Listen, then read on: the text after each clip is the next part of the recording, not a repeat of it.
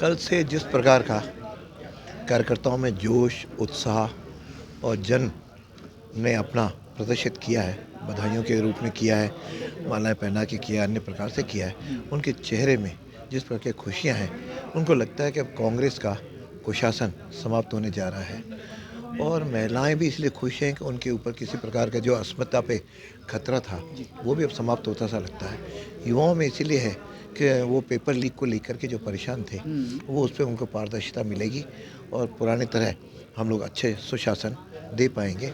और सबसे बड़ी खुशी है कि मोदी जी की जो नीतियाँ हैं, जिन पे आम जन ने मोहर लगाई है, वो डबल इंजन की सरकार बना कर के राजस्थान का और अजमेर के विकास में चौमुखी प्रगति होगी। इस प्रकार जनता के भाव लग रहे हैं और मैं सोचता हूँ बहुत जल्दी विधायक दल की बैठक भी होगी, मंत्रिमंडल भी बनेगा। उसके बाद प्रायोरिटीज़ भी तय करेंगे। तो जो भी कुछ यहाँ की समस्याओं के लिए मैंने जन से वादे किए हैं, संकल्प पत्र जारी किया है, उसको पूरा करने का पूरी ताकत के साथ प्रयास करूँगा। बिल्कुल, रोड मैप स्पष्ट है कि एक तो हमारी अमृत 2 योजना जो 186 करोड़ रुपए आए हैं, उसका सही ढंग से क्रियान्वयन हो।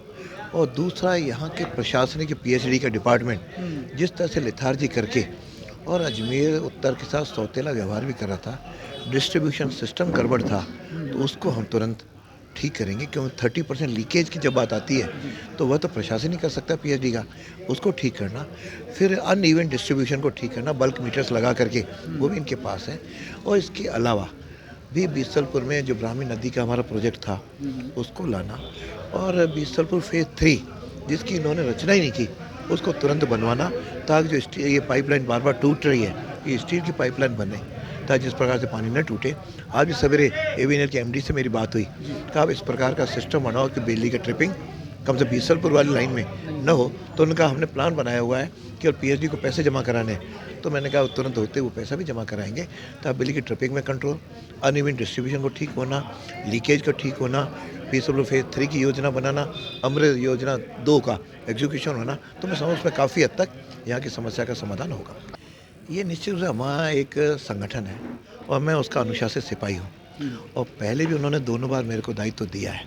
तो मैं समझता हूँ मेरे अनुभव और वरिष्ठता को ध्यान में रखते हुए कोई न कोई मेरी भूमिका अवश्य संगठन तय करेगा। और जो संगठन तय करेगा, उसे अपनी पूरी निष्ठा और क्षमता के साथ मैं निभाऊँगा।